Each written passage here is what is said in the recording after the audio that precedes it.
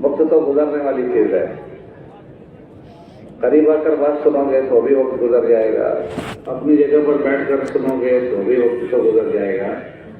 लेकिन हम अमल को अच्छा बनाएं, हमें अमल करने का भी हुक्म है और अमल को अच्छा बनाने का भी हुक्म है। ये तबलीग की मेहनत उसी चीजों को सीखने की मेहनत है। ईमान वाला ऐसे जिंदगी जीने का आदी बन जाए जैसे जिंदगी उससे चाही जाती है।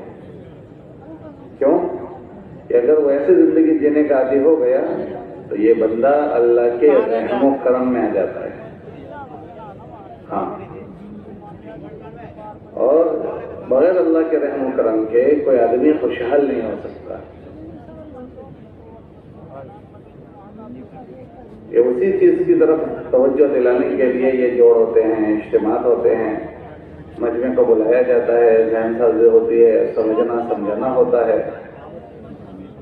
ईमान वाला अल्लाह के इताअत वाली, अल्लाह की फरमाबरदारी वाली जिंदगी जीने वाला बना है कि अपनी जिंदगी के जितने शोबे हैं, अपने सारे शोबों में, जिंदगी के तमाम शोबों में अल्लाह के अम्र को पूरा करते हुए वो जिए, अल्लाह की मर्जी के मुताबिक वो जीने वाला बने। नफा क्या होगा? नफा ही होगा, अल्लाह कुरान में फरमाते हैं कि ऐसे लोगों को हम अच्छा दिलाएंगे। मन आमिला सालिहन मिन ज़करिन औ उन्सा व हुवा मुमिन फलनुहयिन्नहु हयातन तय्यबा। हम ऐसे लोगों को अच्छा दिलाएंगे, खुशगवार जिंदगी दे देंगे। और जब अल्लाह अपनी तरफ से खुशगवारी किसी बंदे के लिए तय कर देंगे तो असबाब होंगे तो भी खुशगवार जिंदगी होगी, और असबाब नहीं होंगे तो भी अल्लाह खुशगवार जिंदगी देंगे। अल्लाह मुख्तर काम पूरा कर देंगे कि असबाब हैं तो भी और असबाब नहीं है तो भी, कि जिंदगी की जरूरियात अव्वल तो जायज जरूरत पेश नहीं आ रही है और कोई जरूरत पेश आ रही है, अल्लाह पूरे होने के असबाब पैदा कर देते हैं, लोगों की मोहताजगी से अल्लाह बचा लेते हैं। हाँ, ये अल्लाह की बहुत बड़ी नेमत है, अल्लाह का इनाम है। और अगर अल्लाह की नाराजगी हो जाए तो फिर अल्लाह पाक उन जिंदगियों को तंगियों में डाल देते हैं। अल्लाह कुरान में फरमाते हैं, जो हमारी बात नहीं सुनते, नहीं समझते और एराज करके जिंदगी गुजारते हैं, हम उनकी जिंदगियों को अजीरन कर देंगे। मन आरज़ अन ज़िक्री फ़इन्न लहू मईशतन दंका। कैसों को हम चैन से जीने नहीं देंगे। और जब अल्लाह किसी की जिंदगी को अजीरन कर दें तो उसके असबाब हो तो भी न हो तो भी उन सारी शक्लों में उसका जीना मुश्किल हो जाता है। अल्लाह पाक ने कुरान में उन हजरात के वाक़या बयान किए, उनके भी जिन्होंने अल्लाह की बात मानी, और उन लोगों की बातें भी बयान की है जिन्होंने अल्लाह की बात की तरफ से एराज किया। मानने वालों को अल्लाह ने कैसे खुशहाल जिंदगी दे दी और अल्लाह की उनके साथ कैसे मदद हो गई, नुसरत कैसे हो गई, उन वाक़यात को बयान किया। और उन लोगों की बातें भी बयान हुई है जिनके हालात साजगार थे, खुशहाल थे। फिर अल्लाह पाक की नाफरमानी की वजह से अल्लाह पाक ने उनकी जिंदगियों के हालात खराब कर दिए, उन वाक़यात को भी बयान किया। दुनिया में आदमी अपनी खुशहाली के लिए मुख्तलिफ शक्लें सोचता है। बाज़ मरतबा आदमी ये सोचता है कि माल अच्छा हो जाए तो मेरी जिंदगी के मसले हल हो जाएंगे। तो अल्लाह पाक ने कुरान में माल वालों के वाक़यात बयान किए हैं। हाँ, क़ारून माल वाला था, खजाने वाला था, मालदार आदमी था। बाज़ लोगों को अपने ये एतमाद होता है कि अगर हमारे पास मुल्क आ जाए, हुकूमत आ जाए तो हमारे सारे काम बन जाएंगे। तो अल्लाह पाक ने उनके वाक़यात बयान किए। मुख्तलिफ ज़मानों में मुख्तलिफ कौमों के जो वाक़यात बयान हुए उसमें मुल्क वालों के भी वाक़यात बयान हुए। और अल्लाह पाक ने मूसा अलैहिस्सलाम के मुकाबले में फिरौन का जो वाक़या है कुरान के 28 पारों में इसको जिक्र किया, मौका ब मौका, ताकि ये दुनिया के लोग इसको पढ़कर बार बार इसको पढ़ें और इसको इबरत की निगाह से देखें। इसलिए जब वाक़या पूरा होता है तो एक आयत आती है अक्सर اعتبروا یا اولی الالباب واعتبروا یا اولی الابصار، کہ عقل رکھنے والوں یہ واقعہ کوئی قصہ، کوئی کہانی نہیں ہے، یہ کوئی لیلا مجنوں کی کہانی نہیں ہے، ایک تھی مینا ایک تھی طوطا، یہ کوئی قصہ کہانی نہیں ہے کہ یہ واقعہ بیان کرنے کے بعد اللہ یہ فرماتے ہیں کہ یہ عبرت کی چیز ہے۔ عبرت کی چیز کا مطلب کہ اس میں ہم نے جو واقعہ بیان کیا کہ ماننے والے ان حالات میں تھے، پھر اس کے بعد ہم نے ان کے یہ حالات کر دیے، اور یہ نہ ماننے والے ان کے حالات ایسے تھے اور ان کے نہ ماننے کی وجہ سے ہم نے ان کے حالات کو ایسا کر دیا۔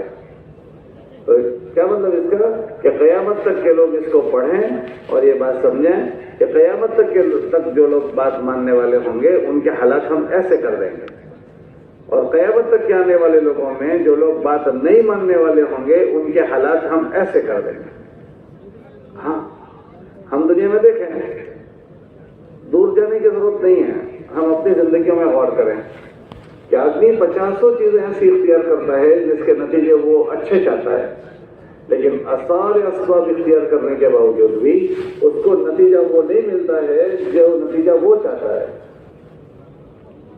جب پوری کوشش ہونے کے باوجود بھی زندگیوں میں نتیجہ نہ ملے تو آدمی کو غور کرنا چاہیے کہ اللہ پاک نے اس چیز میں یہ تاثیر رکھی ہے، یہ تاثیر کیوں ختم ہو گئی، کہ اس میں اللہ کا امر شامل حل نہیں ہوا۔ ہاں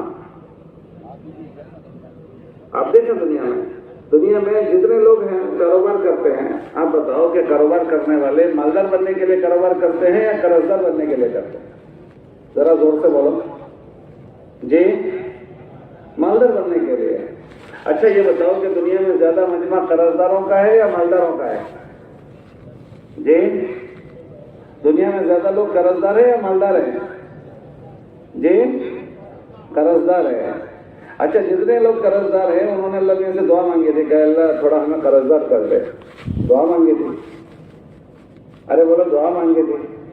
اچھا قرض دار ہو جائیں، اس کے اسباب انہوں نے اختیار کیے تھے کہ ہم ایسے اسباب اختیار کریں جس سے ہمارا تھوڑا قرضہ بڑھ جائے، ایسی انہوں نے اسباب اختیار کیے تھے، ایسے اسباب بھی اختیار نہیں کیے۔ اچھا جتنے لوگ قرض دار ہو گئے وہ لوگ کاروبار کرتے کرتے، کھیتی کرتے کرتے، کام کاج کرتے کرتے قرض دار ہو گئے یا دکانیں کاروبار کھیت بند کر کے قرض دار ہو گئے؟ ارے ذرا زور سے بولو، کرتے کرتے۔ تو ان سے پوچھو کہ آپ نے دکان جو کھولی تھی، کارخانہ جو کھولا تھا، کھیتی کھولی تھی، اور جو شکلیں آپ نے اختیار کی تھی وہ مالدار بننے کے لیے اختیار کی تھی یا قرض دار بننے کے لیے؟ ذرا زور سے بتاؤ بھائی۔ تو مالدار بننے کے لیے اختیار کیا تھا تو اس میں قرض داری کہاں سے آ گئی؟ اور چند لوگ ہو تو ٹھیک ہے، زیادہ مجمع قرض دار ہو گیا، حالانکہ سب نے اپنی چیزیں جو شروع کی تھی وہ تو مالدار بننے کے لیے شروع کی تھی۔ اچھا دوسری بات سوچنے کی ہے کہ ایک آدمی قرض دار ہو گیا، اب روزانہ صبح اٹھنے کے بعد اس کی کوشش کیا ہوتی ہے؟ قرضہ کم ہو جائے اس کی ہوتی ہے، قرضہ بڑھ جائے اس کی ہوتی ہے؟ ذرا زور سے بولا، قرضہ کم ہو جائے اس کی۔ اچھا گھر کا ایک آدمی اس کی فکر کرتا ہے یا گھر کے جتنے ممبر ہیں وہ سارے فکر کرتے ہیں؟ ذرا زور سے بتاؤ، سارے کرتے ہیں۔ اچھا پھر روزانہ قرضہ بڑھ جاتا ہے کہ کم ہو جاتا ہے؟ ذرا زور سے بولو۔ تو عقل کیا کہتی ہے؟ عقل یہ کہتی ہے کہ پہلے تو قرضہ ہونا ہی نہیں تھا، کہ اس لیے دکان کو قرض کے لیے نہیں شروع کیا، قرض دار ہو جانا اس کے لیے نہیں شروع کیا، کھیت کو اس لیے نہیں کھیتی کر رہے تھے کہ قرض دار ہو جائیں، فیکٹریاں اس لیے نہیں شروع کی تھی کہ ہم قرض دار ہو جائیں۔ تو پھر عقل یہ کہتی ہے کہ ہم نے اس کو مالدار بننے کے لیے شروع کیا تھا تو یہ ہمیں مالدار بنا دیتا، تو ایسا تو ہوا نہیں اور قرض دار ہو گئے۔ دوسرا کہ روزانہ پورا گھر مل کر کوشش یہ کرتا ہے کہ ہم قرض داری سے نکل کر مالداری میں آ جائیں، ہمارے قرضے ختم ہو جائیں، تو بجائے قرضوں کے ختم ہونے کے قرضے بڑھتے جا رہے ہیں۔ تو یہ بات یہ سمجھا رہی ہے کہ ان سب چیزوں کی لگام ہمارے ہاتھ میں نہیں ہے۔ اگر ان چیزوں کی لگام انسانوں کے ہاتھ میں ہوتی تو کوئی آدمی قرضے کو قریب آنے بھی نہیں دیتا۔ بولو آنے دیتا؟ ارے بولو بھائی آنے دیتا؟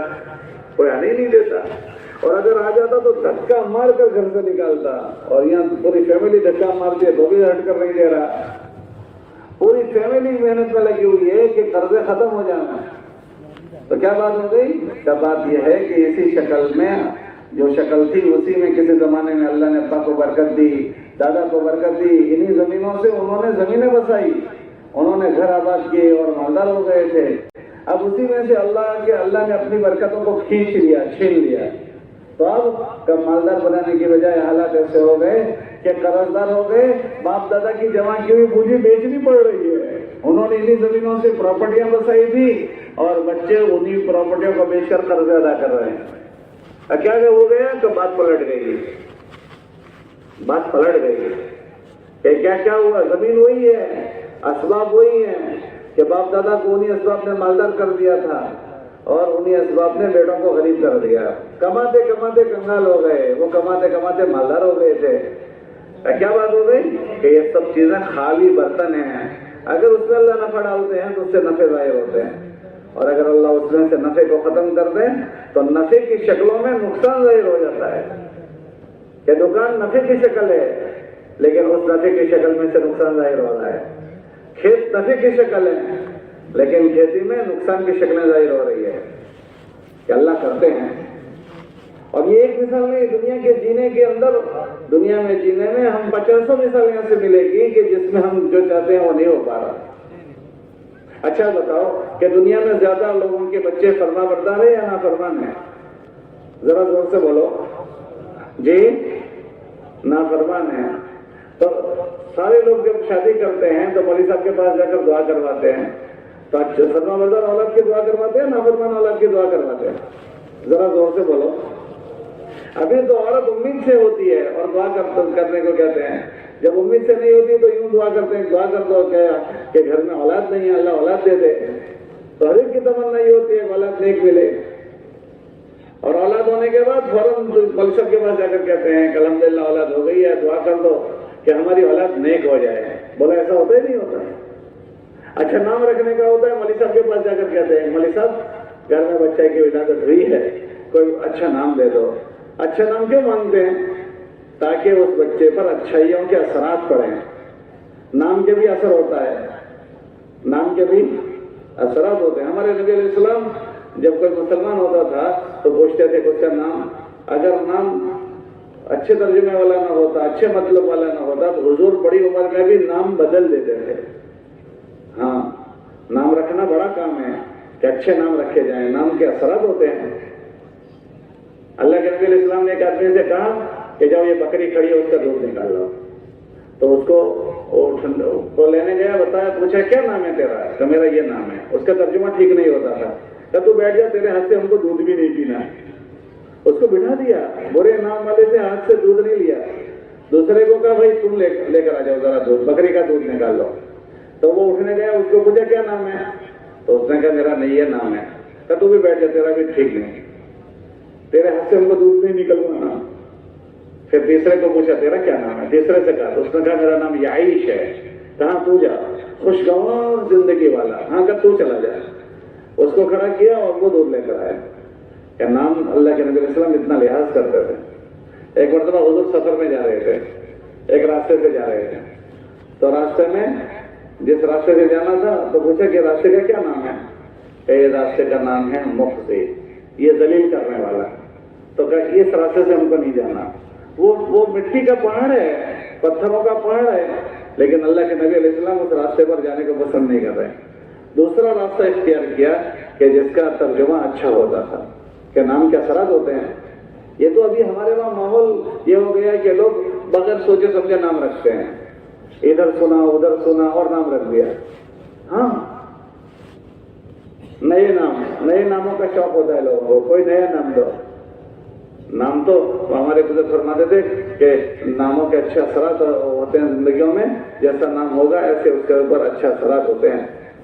تو ہمارے وہاں بچوں کے پیدا ہونے کے بعد اکثر ہم لوگ اچھے نام کی تلاش کرتے ہیں، اچھے ماں باپ ہوتے ہیں تو اچھے لوگ تلاش کرتے ہیں کہ اچھا نام دے دو۔ پھر اس کے بعد وہ بچہ جو بڑا ہوتا ہے تو اس کو ہم دعائیں سکھاتے ہیں، ہم کلمہ سکھاتے ہیں، اللہ سکھاتے ہیں۔ پھر اس کے بعد جب مدرسہ اور اسکول بھیجنے کا موقع آتا ہے کوشش کرتے ہیں کہ اچھے سے اچھے مدرسے میں بھیجیں، اچھے مولوی صاحب کے پاس تعلیم دلوائیں، اچھے اسکول میں تعلیم دلوائیں۔ تو اس کی پیدائش سے لے کر جوان ہونے تک وہ اچھا بنے اس کا اسباب اختیار کرتے ہیں یا وہ برا بنے اس کا اسباب اختیار کرتے ہیں؟ ذرا زور سے بولو. اچھا بنے اس کے اسباب کر سکتے ہیں. تو پھر یہ مارکیٹ میں نافرمان اولاد کہاں سے آ گئی؟ گیہوں اگائے تھے اور چاول کہاں سے اگ گئے؟ اور چاول اگائے تھے اور یہ گیہوں کہاں سے اگ گئے؟ کہ نام بھی اچھا رکھا اور حمل کے زمانے میں دعائیں بھی بہت ہوئی اور بچے کو اللہ سے بہت مانگا گیا اور اللہ رسول کی کلمات بھی سکھائے گئے. اچھے مدرسے میں پڑھنے بھیجا. اس کو بند کراؤ بھائی, ویڈیو نہیں ہوتا. اچھے مدرسے میں پڑھنے بھیجا, اچھے اسکول میں پڑھنے بھیجا. یہ ساری باتیں ہوئی اچھے سے اچھی. اور اس کے بعد ابھی میں نے آپ کو پوچھا کہ مارکیٹ میں زیادہ اولاد فرما بردار ہے یا زیادہ اولاد نافرمان ہے؟ ذرا بولو زور سے. تو اسباب تو سارے کے سارے اچھے اختیار کیے, پھر یہ کہاں سے الٹی گنگا بہنے لگی؟ تب بات یہ ہوئی کہ ان سب کی لگام اللہ کے ہاتھ میں ہے. کس کے ہاتھ میں؟ بولو. ہاں, اسباب میں سے نفع کا ظاہر کرنا وہ اللہ کے ہاتھ میں ہے اور اولادوں میں فرما برداری کو بھرنا وہ اللہ کے ہاتھ میں ہے. کہ اگر اللہ اولاد میں فرما برداری بھر دیں تو وہ اولاد فرما بردار ہو جاتی ہے, اور اگر اولاد میں اللہ نافرمانی بھر دیں تو سارا گھرانہ مل کر اس ایک آوارہ بچے کو ٹھیک نہیں کر سکتے. ایک بچے غلط رخ پر چلی جائے تو اس کو ٹھیک نہیں کر سکتے ہیں. کس کے ہاتھ میں ہے؟ سب کے دل کے, اللہ کے ہاتھ میں. یہ مثالیں ہیں دنیا میں, اور یہ ایک مثال نہیں, زندگی میں غور کریں گے تو 50 مثالیں. ہم کچھ چاہتے ہیں اور نتیجہ کچھ ملتا ہے. تو اس کا مطلب کہ اگر یہ چیزیں انسانوں کے ہاتھ میں ہوتی ایسے ہو جاتی جیسے انسان چاہتے ہیں. کہ ان سب کے اوپر اللہ کی لگام ہے. اللہ جو چاہتے ہیں وہ ہوتے ہیں. ہاں, اسی نے پیدا کیا ہے اس پوری جہان کو, اسی نے پیدا کیا. اللہ لہ الخلق والامر, کہ لوگوں سے کہو کہ اسی نے ان سب کو پیدا کیا ہے اور اس میں بات بھی اللہ ہی کی چلتی ہے. کس کی چلتی ہے؟ بولو. اللہ ہی کی. اللہ قرآن میں فرماتے ہیں کہ لوگوں سے کہو اللہ لہ الخلق والامر, کہ اسی نے یہ دنیا کو بنایا ہے اور اس دنیا میں بات اسی کی چلتی ہے. آپ غور کرو, زندگی کے 50 مثالیں ملے گی. ہمارے گھر میں بہویں آتی ہے شادیاں کر کر کے, تو ہم بہو کو لاتے ہیں, وہ چھان پٹک کر اچھے پرکھ کر لاتے ہیں یا چلتے چلتے کوئی سے بھی رشتہ کر لیتے ہیں؟ ذرا زور سے بتاؤ. اپنے بیٹے کے لیے جو بہو ڈھونڈ کر لاتے ہیں, راستہ چلتے ہوئے کسی سے بھی رشتہ کر لیتے ہیں یا اچھے سے تفقد کرتے ہیں, اچھے سے چھان پٹک کر کے لاتے ہیں؟ ارے بولو تو صحیح. اچھے سے ڈھونڈ کر لاتے ہیں. ہم کسی کو داماد بناتے ہیں, چلتے پھرتے آدمی کو بنا دیتے ہیں, ڈھونڈ ڈھانڈ کر اچھا بااخلاق کو بناتے ہیں. ذرا بولو بھائی. جی, اچھے اخلاق والے کو. اچھا اب بتاؤ کہ مارکیٹ میں جو آج کل بہویں آ رہی ہے وہ ماں باپ کی مددگار زیادہ ہے یا پہلے کے مقابلے میں ابھی اور مسئلے ہو رہے ہیں؟ ذرا زور سے بتاؤ. جی اور مسئلے ہو رہے ہیں. کیا بات ہو گئی؟ تم تو بڑے ڈھونڈ کر لائے تھے. ایک لڑکی بتائی, یہ لڑکی چلے گی آپ کے بیٹے کے؟ نہیں جی یہ نہیں, یہ کر جی یہ بھی نہیں چلے گی, یہ کر جی یہ نہیں, یہ بھی نہیں. کہیے ہاں یہ ٹھیک ہے. کہ اتنا چھان پٹک کر لائے تھے, سارے اسباب اچھے اختیار کیے. داماد بنانے کے لیے لڑکے کو کتنا چھان پٹک کر کے, یہ لڑکا نہیں, یہ رشتہ ٹھیک نہیں ہے. وہ ارے بھائی نہیں, وہ بھی نہیں. یہ لڑکی والوں نے لڑکے کو چھان پٹک کر لیا اور لڑکے والوں نے لڑکیوں کو چھان پٹک کر لیا. اس کے باوجود بھی مسئلے کھڑے ہو گئے. تو کیا بات ہو گئی؟ آپ نے تو بڑی چھان پٹک کی تھی. چھان پٹک تو ہم نے کی تھی. بات یہ ہے کہ ان سب کے دل اللہ کے ہاتھ میں. ہاں, کتابوں میں آتا ہے بندوں کے دل اللہ کی 2 انگلیوں کے درمیان میں ہے. اللہ جیسے چاہتے ہیں اس کو گھماتے ہیں, پھراتے ہیں. کتابوں میں آتا ہے جب اللہ کا بندہ اللہ کی زمین پر اس کو راضی کرتے ہوئے جیتا ہے تو اللہ آسمان پر فرشتوں سے کہتے ہیں, جبرائیل السلام سے فرماتے ہیں جبرائیل میں فلاں بندے سے راضی ہوں, تم بھی ان سے راضی ہو جاؤ. اور آسمان کے فرشتوں سے کہو کہ تمہارا اللہ ان سے راضی ہے, تم بھی سب ان سے راضی ہو جاؤ. اور اللہ کے زمین پر ان کے مخلوق سے کہہ دو کہ اللہ بھی راضی ہیں, فرشتے بھی راضی ہیں, تم سب ان سے راضی ہو جاؤ. تو پھر زمین کی ساری مخلوق ان سے محبت کرتی ہے. اللہ قرآن میں فرماتے ہیں ہم ان کی محبت لوگوں کے دلوں میں بھر دیتے ہیں. سَيَجْعَلُ لَهُمُ الرَّحْمَنُ وُدًّا, کہ اللہ لوگوں کے دلوں میں ان کی محبت کو بھر دیتے ہیں. کب؟ کہ انسان تو انسان, جانور بھی محبت کرتا ہے. انسان بھی محبت کرتے ہیں, جانور بھی محبت کرتے ہیں. کہ جانور بھی ان کی کیا لحاظ کرتے ہیں. آپ صحابہ کے زمانے میں ان کے واقعے جو پڑھتے ہیں نا, جانوروں نے ان کا تعاون کیا کہ کیسے ہوا کہ اللہ نے ان کے دلوں میں یہ بات ڈال دی. اور جب کتابوں میں آتا ہے جب اللہ کا بندہ اللہ کو ناراض کرتا ہے تو آسمان پر اللہ جبرائیل علیہ السلام سے فرماتے ہیں کہ ہم ان سے ناراض ہیں، آپ بھی ناراض ہو جاؤ، اور آسمان کے فرشتوں سے کہہ دو کہ وہ بھی ناراض ہو جائیں، اور زمین والوں سے کہہ دو کہ وہ بھی ناراض ہو جائیں۔ پھر سگا بھائی جو ہوتا ہے نا، رشتے کا سگا بھائی، وہ اپنے بھائی سے کہتا ہے میرے جنازے میں مت آنا۔ ارے بھائی کیا بات ہو گئی، ایک ماں کی چھاتی سے دودھ پیا تھا، ایک تھالی میں کھانا کھایا ہے، اور سگا بھائی بھائی سے کہہ رہا ہے میرے جنازے میں مت آنا، اور پھر دل پھٹ جاتے ہیں۔ اچھا مجھے بتاؤ، آج کل معاشرے میں سگے رشتے داروں سے زیادہ دل پھٹے ہوئے ہیں یا پڑھائیوں سے پھٹے ہوئے ہیں؟ ارے ذرا زور سے بولو۔ سگے بھائی بہنوں سے، بھائیوں سے دل پھٹے ہوئے ہیں، پڑھائیوں سے نہیں پھٹے ہیں۔ اپنے سگے بھائی رشتوں کے بھائیوں سے دل پھٹے ہیں، سگی بہنوں سے رشتوں دل پھٹے پڑے ہیں، اولاد ماں باپ سے نہیں جڑی ہوئی ہے، ماں باپ اولاد سے نہیں جڑے ہوئے ہیں، اور 50 کوشش کے بعد بھی دل جوڑنے کو تیار نہیں ہے۔ کیا بات ہو گئی کہ سگا بھائی بھائی ہو گیا؟ سگا بھائی کیا ہو گیا؟ ذرا زور سے بولو۔ بھائی ہو گیا، بھائی خطرہ ہو گیا۔ یہ کیسے ہوا کہ جب اللہ آسمان پر ناراض ہوتے ہیں کیا آسمان سے فیصلے اترتے ہیں؟ ہاں، انسانوں کو یہ باتیں سمجھنی بھی ہے، سمجھانی بھی ہے کہ یہ نہیں ہے کہ ہم جیسا چاہیں گے ایسا ہو جائے گا۔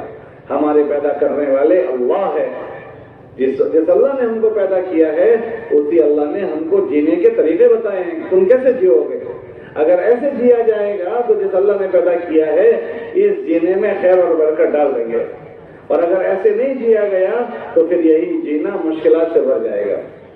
ہاں، ساری دنیا تو کوشش یہ کر رہی ہے کہ ہماری کشتی کبھی مشکل میں بھور میں آنی نہیں چاہیے۔ جتنوں کے انفرادی حالات خراب ہوئے ہیں وہ بھی یہ چاہتے ہیں کہ ہمارے حالات خراب نہ ہوں، جتنوں کے اجتماعی حالات خراب ہوئے ہیں وہ بھی یہ چاہتے ہیں کہ ہمارے حالات خراب نہ ہوں، لیکن پھر بھی ان کے حالات خراب ہو گئے، اور حالات کے خراب ہونے کے بعد سب یہ چاہتے ہیں کہ ہمارے حالات ٹھیک ہو جائیں، اور سال ہر سال سے کوشش میں لگے ہوئے ہیں حالات کے ٹھیک کرنے کے لیے، لیکن سال ہر سال کی کوششوں کے باوجود بھی نہ انفرادی حالات ٹھیک کر پا رہے ہیں نہ اجتماعی۔ کیا بات ہو گئی کہ اگر انسانوں کے ہاتھ میں حالات کا بنانا ہوتا اور ٹھیک کرنا ہوتا تو وہ ان حالات کو برے ہونے ہی نہیں دیتے، اول تو ان کو برے ہونے ہی نہیں دیتے جو برے ہو گئے ہیں، اور جن کے برے ہو گئے وہ ان برے حالات کو ٹھیک کر دیتے اگر ان کے ہاتھ میں ہوتا۔ یہ بات سمجھائی جا رہی ہے۔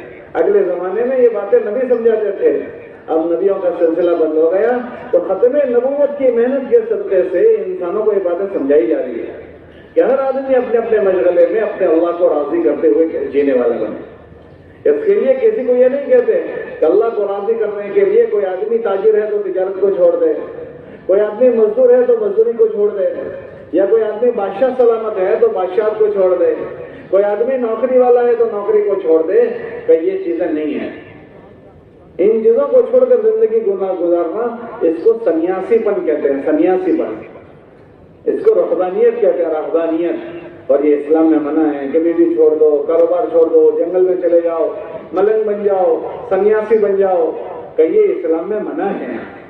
تو پھر کیا کیا جائے گا کہ اگر اللہ نے کسی کو مزدور بنایا ہے تو وہ مزدوری کا دین سیکھے کہ مجھے مزدوری کی حالت میں اللہ کو میں کیسے راضی کروں گا۔ کسی کو اللہ نے تاجر بنایا ہے تو وہ تجارت میں سیکھے گا کہ مجھے تجارت میں اللہ کو کیسے راضی کرنا ہے۔ کسی کو اللہ نے ملازم بنایا ہے، نوکری کرتا ہے، تو وہ یہ سیکھے گا کہ ملازمت میں اللہ کو کیسے راضی کروں۔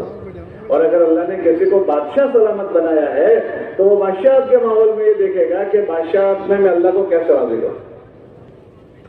اللہ کے نبی علیہ السلام کے صحابہ میں آپ کو مزدور ملیں گے، بہت بڑا مجمع مزدوروں کا، ایک بہت بڑا مجمع تاجروں کا آپ کو ملے گا، تاجروں کا بہت بڑا مجمع ہے، مکے کے سارے لوگ تاجر ہیں، اور کاشتکاروں کا بڑا مجمع ملے گا، مدینہ منورہ کے سارے لوگ اکثر کاشتکار تھے۔ پھر اللہ نے ملکوں کو فتح کیا تو اللہ نے بہت بڑا ملک ایمان والوں کو دیا، 3 بر اعظموں پر ان کا ملک تھا۔ کتنے بر اعظموں پر؟ 3 بر اعظم۔ بر اعظم جانتے ہو؟ یہ ہمارا ایشیا بر اعظم ہے، اس میں 50 ملک ہوتے ہیں۔ انڈیا ایک ملک ہے، بنگلہ دیش ایک ملک ہے، برما ایک ملک ہے، انڈونیشیا، ملیشیا، یہ سارے ملک ایشیا میں آتے ہیں۔ 50 ملکوں کو جمع کرو تو ایک بر اعظم بنتا ہے۔ صحابہ کی حکومت ایسے 3 بر اعظموں تک پھیل گئی۔ کتنے بر اعظموں پر؟ 3 बर आज़म। तो ऐसा नहीं था कि भाई दीनदार बनने के लिए और अल्लाह को राजी करने के लिए हम बादशाह नहीं बन सकते। हमारे तो थोड़ा ही चीज है, उनके तो बड़ी अल्लाह ने हुकूमत दी, तो 3 बर आज़मों पर रहकर वो अल्लाह को राजी करके गए। हाँ, उनमें कमांडर थे, उनमें चीफ कमांडर थे, उनमें फौजी कर्नल थे। खालिद इब्न वलीद फौज के कर्नल थे, अबू उबैदा रज़ियल्लाहु अन्हु फौज के कर्नल थे। तो उसमें कर्नल भी है और जनरल भी है और कमांडर भी है और पीएम भी है और सीएम भी है। फिर इन सारी शक्लों में अल्लाह कैसे राजी हो उसको करते हुए वो वक्त गुजार रहे हैं।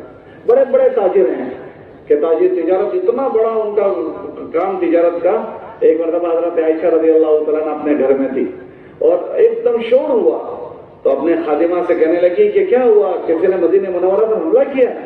कहा जी नहीं। तो ये शोर का है? कई अब्दुर्रहमान इब्न औफ के ऊंट आए हैं मुल्क शाम की तरफ से या इराक से आए हैं, इतने आए हैं कि पूरा मदीना भर गया है, इतना सामान उनका है। इंपोर्ट एक्सपोर्ट का बिजनेस उस जमाने में कर रहे हैं, हमको स्पेलिंग बोलना नहीं आता, वो उस जमाने में उसका बिजनेस करते थे। तो इतना माल उनके पास आ रहा है का वो बड़े बड़े ताजिर भी हैं और वज़रा भी हैं, लेकिन उन सारी शक्लों में ऐसे रह रहे हैं कि अल्लाह उनसे नाराज ना हो, अल्लाह नाराज ना हो। कि सारी नेमतें, जब आदमी अपनी जात पर मेहनत नहीं किया होता तो इन नेमतों की वजह से अल्लाह को नाराज करता है। हाँ, उन नेमतों से अल्लाह को नाराज करता है, नेमतों की वजह से और नेमतों के जरिए से अल्लाह को नाराज करता है। हाँ, एक आदमी के पास मोबाइल आ गया, उसी मोबाइल से वो अल्लाह को नाराज करता है। एक आदमी को अल्लाह ने आंखें दी है, जिंदारी नहीं है, तो उसी आंखों से अल्लाह को नाराज करता है। एक आदमी को अल्लाह ने कान दिए हैं, उसी कान से अल्लाह को नाराज करता है। एक आदमी को अल्लाह ने जबान दी है, उसी जबान से अल्लाह को नाराज करता है। एक आदमी को अल्लाह ने सेहत दी है, उसी सेहत से अल्लाह को नाराज करता है। एक आदमी को अल्लाह ने माल दिया, उसी माल से अल्लाह को नाराज करता है। जब उन नेमतों से अल्लाह को नाराज किया जाता है, फिर उन नेमतों पर आफत आती है। उन नेमतों पर क्या आती है बोलो? आफत आती है। हाँ, जब नेमत की नाकदरी होती है तो नेमत हालात में आ जाती है। हाँ, नेमतें हालात में आ जाती है। तो हमारे दीन में किसी को नास्तिक बनने का हुक्म नहीं है, मलंग बनने का हुक्म नहीं है कि कोई मलंग बन जाए, कोई नास्तिक बन जाए, कोई सन्यासी बन जाए। अल्लाह को भी मानना है और अल्लाह के भी मानना है और उन्हीं मशगलों में मानना है जिन मशगलों में हम जी रहे हैं। हम कि आदमी जी चाहे से निकलकर रब चाहे पर आ जाए। चाहे वो वजीर है तो वजीर बाकी रहे, ताजिर है तो तिजारत में वो बाकी रहे, मजदूर है तो मजदूरी करे, लेकिन उसमें अल्लाह के हुक्म को दाखिल करे, अल्लाह की मंशा को समझे कि अल्लाह मुझसे नाराज ना हो।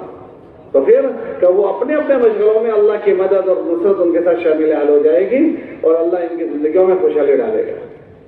साहबा फरमाते हैं कि हमारी जिंदगियों में ऐसी खुशहाली आ गई कि हमारे घरों में सोने और चांदी ऐसे पड़ा रहता था जैसे लोगों के घरों में गल्ला पड़ा रहता है।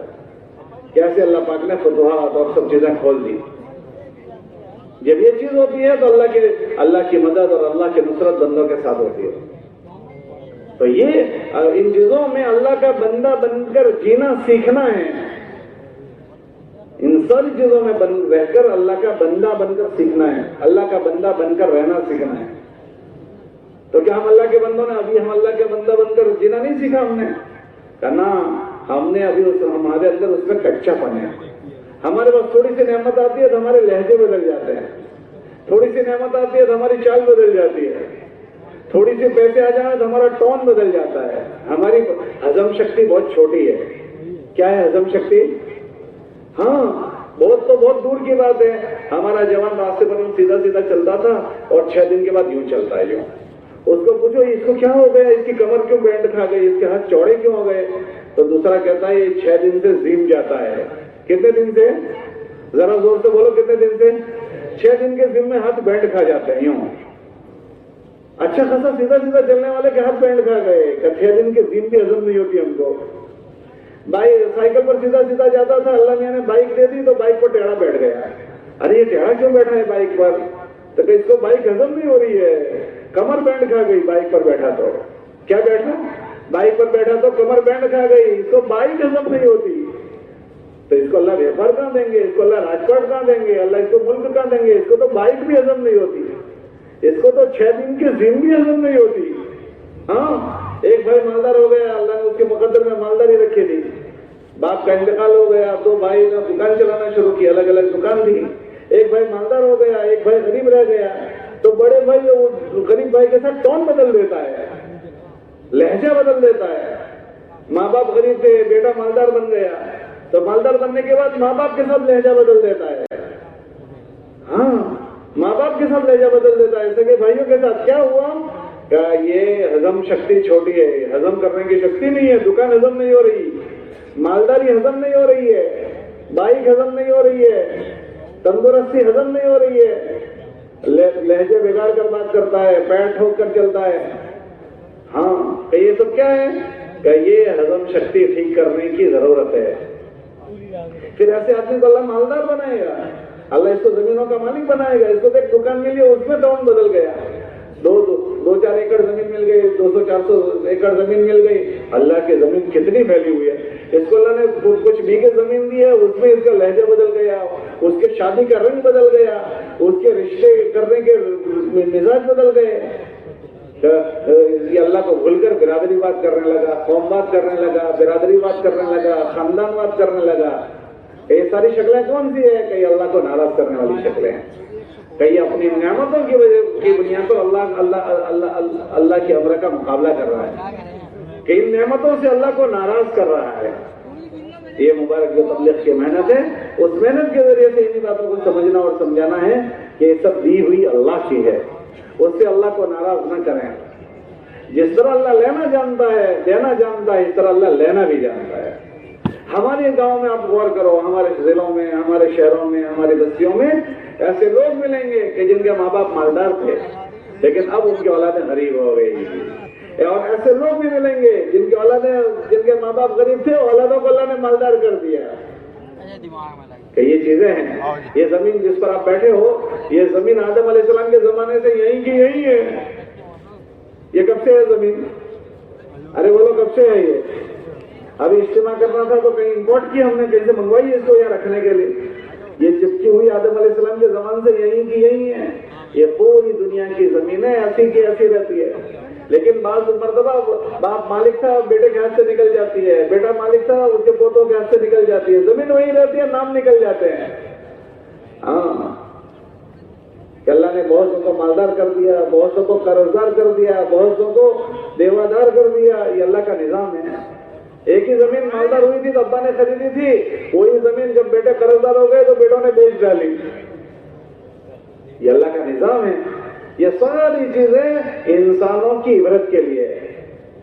یہ ساری چیزیں انسانوں کی عبرت کے لیے. اگر وہ عبرت کے نگاہوں سے دیکھے, جب اس کو عبرت کے نگاہوں سے دیکھے گا, ان نعمتوں میں ایسے رہنے کی مشق کرے گا کہ اللہ کی یہ نعمتیں بڑھتی رہے, اللہ کی نعمتوں کا اضافہ ہو, ایسی تدبیر کرے گا, ایسی شکلیں سوچے گا. یہ تبلیغ کی جو مبارک محنت ہے وہ انہی اس مزاج کو بنانے کی محنت ہے کہ ہر ایمان والا سب سے پہلے تو ان چیزوں پر یقین کریں. یہ جو باتیں قرآن حدیث کے ذریعے سے سمجھائی جاتی ہے, ان باتوں کا اس کی زندگی میں یقین آئے, اور یقین لانے کے لیے وہ یقین بنانے کی محنت میں لگے, اور اس مبارک زندگی کو سیکھ کر وہ اپنے مشغلوں میں مشغول ہوں. اگر ان زندگیوں کو سیکھ کر اور اچھے رہنے کو سیکھ کر وہ مشغول نہیں ہوگا تو اس نے جب سیکھا ہی نہیں تو اچھا کرنا چاہے گا تو بھی اچھا نہیں کر پائے گا, کیونکہ سیکھا ہی نہیں ہے. سائیکل چلانا سیکھنا پڑتا ہے, گھر میں جھاڑو دینا سیکھنا پڑتا ہے, کھانا بنانا سیکھنا پڑتا ہے, کپڑے سینا سیکھنا پڑتا ہے. ایسے دین پر چلنا سیکھنے کی چیز ہے. یہ اللہ کے راستوں میں لے جا کر جو مشق کروائی جاتی ہے, پہلے تو ان زندگیوں کے اندر کامیابی جو اللہ نے رکھی ہے اس کو گھنٹوں بھر سنایا جاتا ہے کہ روزانہ اس کو سنو. ابھی ہم نے مارکیٹ کی چیزیں سنی ہیں, پیسے آ جائیں گے کام بنیں گے, ملک آ جائے گا کام بنیں گے, فلاں چیز آ جائے گی تو کام بنیں گے. تو اس کو سن سن کر دل اتنے مردہ ہو چکے ہیں کہ پیسے لانے کے لیے سگے بھائی کے ساتھ ڈنڈی مارنا آسان ہو گئی, پیسے لانے کے لیے میراث کے مال کو ہضم کرنا آسان ہو گیا, پیسے لانے کے لیے جو بھی شکل اختیار کرنی پڑے وہ ساری شکلیں اختیار کرنا آسان ہو گیا. کیوں کہ ذہن یہ بنا ہوا ہے پیسے ہوں گے تو کام بنیں گے, پیسے ہوں گے تو کام بنیں گے. ان پیسوں کے لانے کے لیے جس راستے سے بھی آ سکتے آنے دو, پیسے آنے چاہیے. کیوں کہ ذہن یہ بنا ہوا ہے کہ پیسے ہوں گے تو کام بنیں گے. یہ ذہن بنا ہوا ہے. اس لیے اس مبارک محنت کے راستے سے سمجھایا جاتا ہے کہ اللہ کام بنائیں گے تو کام بنیں گے. یہ سارے کاموں کے بنانے والے اللہ ہے. اگر اللہ بنانا طے کر دیں گے تو ٹوٹی ہوئی شکلوں کو بنا دیں گے. کہ موسیٰ علیہ السلام کی ساری شکل ٹوٹی ہوئی ہے. کیسی ٹوٹی ہوئی شکل ہے کہ جس گھر میں رہنا ہے اس گھر میں رہنے کی جگہ نہیں ہے. کہ فرعون نے اعلان کروایا ہے کہ جو بچہ پیدا ہو جائے اس کو ختم کرو. اللہ کہہ رہے ہیں کہ ہم نے ان کی ماں کے دل میں یہ بات ڈالی کہ اس بچے کو ہمیں بچانا ہے تو اس کو تم جب پیدا ہو جائے تو صندوق میں بھرو اور دریا میں ڈالو. صندوق میں پیک کرنا اس کی موت ہے اور اللہ کہہ رہے ہیں ہم بچائیں گے. اس کے بعد دریا میں ڈال دو. کہ دریا میں ڈالنا عقل مندی کے خلاف بات ہے کہ دریا میں کوئی بچتا نہیں ہے, کہ یہ بچنا نہیں ہے اس کو, تو ڈالا جا رہا ہے موت کے منہ میں اور اللہ کہہ رہے ہیں ہم بچائیں گے. کہ ٹوٹی ہوئی شکل ہے, اس گھر میں رہنے کی جگہ نہیں ہے اور ڈالا جا رہا ہے ہلاکتی کے نقشے میں. پھر اس کے بعد تیرتے تیرتے اس صندوق کو وہاں پہنچایا جہاں سے بچانا تھا. کہ تیرتے تیرتے وہیں پہنچا فرعون کے دربار میں کہ دونوں بیٹھے ہوئے ہیں. ان کے کارندوں نے صندوق پکڑ لیا اور لے کر گئے. بھائی اسی سے تو بچانے کے لیے یہ صندوق کو سمندر میں ڈالا تھا. اور وہ صندوق تیرتے تیرتے وہیں پہنچ گیا. اور پھر جب کھولا تو پہلا جو جملہ تھا فرعون کا وہ یہ تھا کہ شاید یہ وہی بچہ ہے جو ہمارے ملک کو ختم کرے گا. اور اللہ اپنے موسیٰ علیہ السلام کی والدہ کو فرما رہے ہیں کہ ہم اس کو بچائیں گے اور آپ کے پاس واپس لوٹائیں گے اور ہم اس کو نبی بنائیں گے.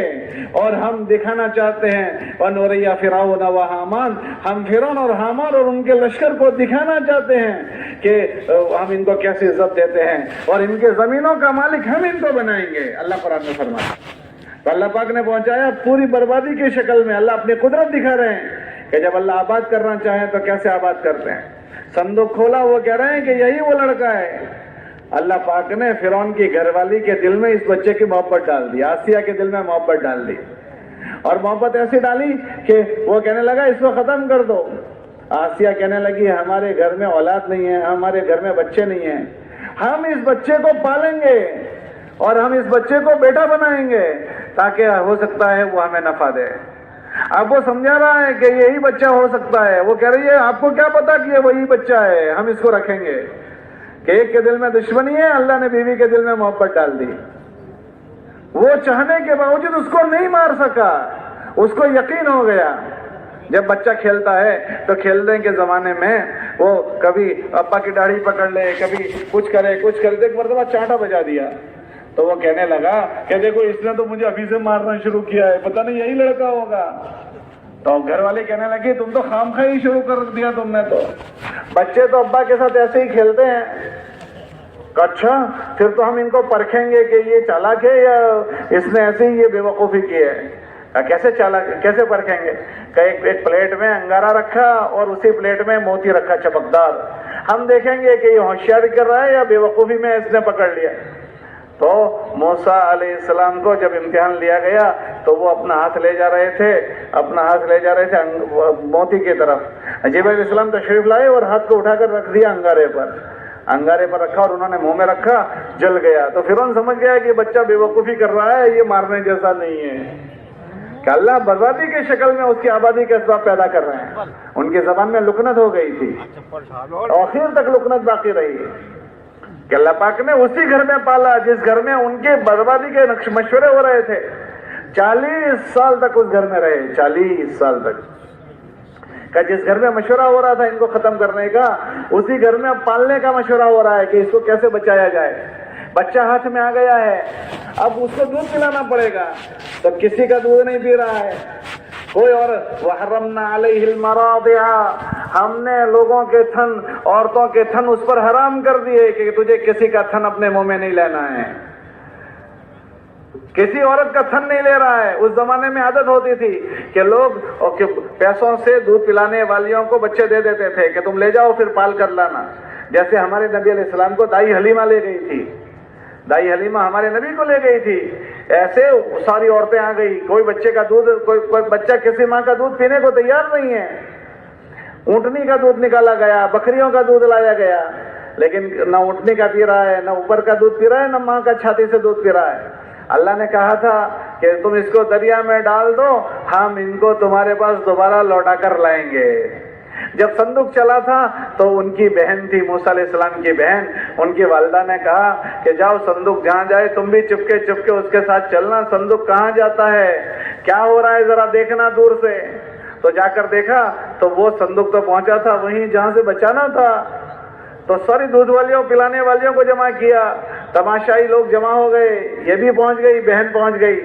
جب کسی کا دودھ نہیں پیا تو اللہ ہی نے اس بہن سے یہ کہلوایا کہ میں ایسی فیملی کا پتہ نہ بتا دوں ایسی عورت کا کہ ہو سکتا ہے یہ اس کا پی لے، وہ بڑی مہارت رکھتی ہے اور یہ اس کی امانت دار، اس کے ساتھ امانت داری کا معاملہ کرے گی۔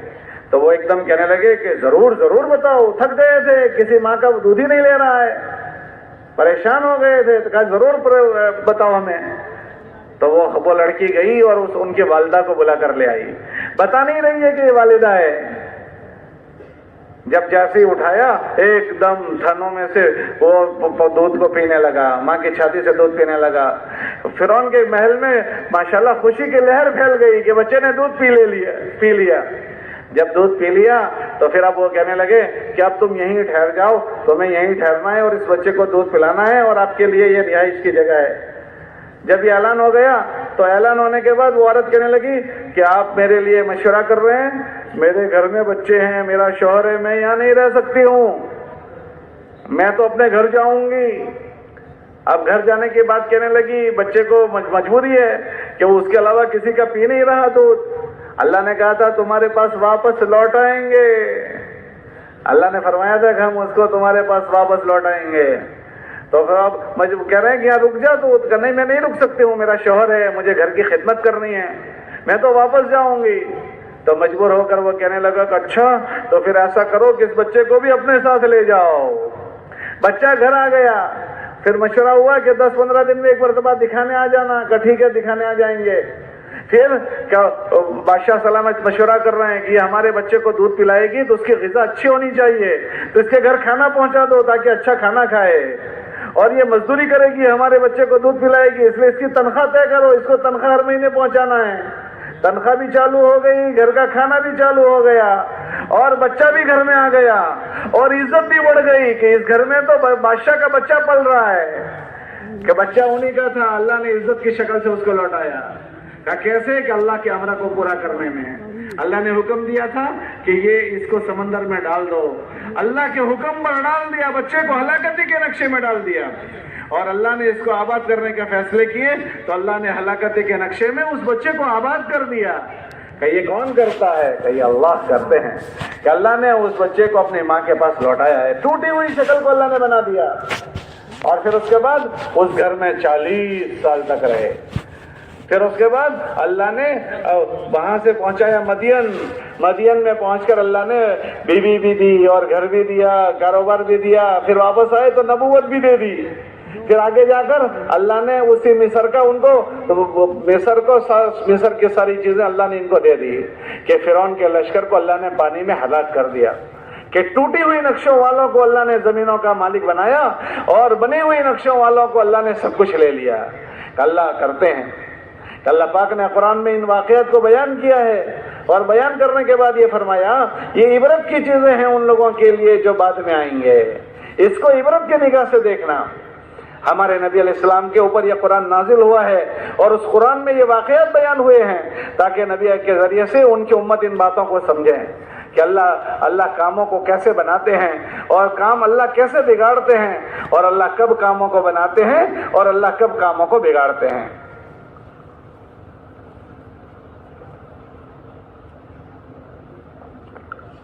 ان مبارک اجتماعات کے ذریعے سے، مبارک محنت کے ذریعے سے اب اس مجموعہ کو انہی چیزوں کی طرف متوجہ کر رہا ہے۔ کیوں؟ ہم اس دنیا میں رہتے ہیں جس دنیا میں ان کے کوئی تذکرے ہی نہیں ہیں، ان چیزوں کے کوئی تذکرے نہیں، تو ان باتوں کا کانوں میں پڑنا ہی نہیں ہے۔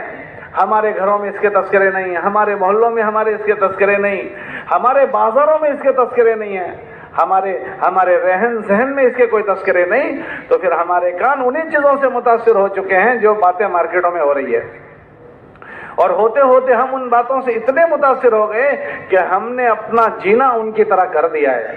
جیسے اور بے ایمان لوگ جیتے ہیں، ہم نے اپنا جینا ان کی طرح کر دیا۔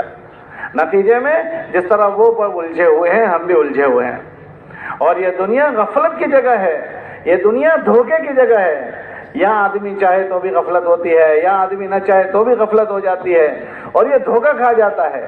اس کو دھوکے کی جگہ کہا گیا ہے, اس لیے اس سے نکلنا پڑتا ہے.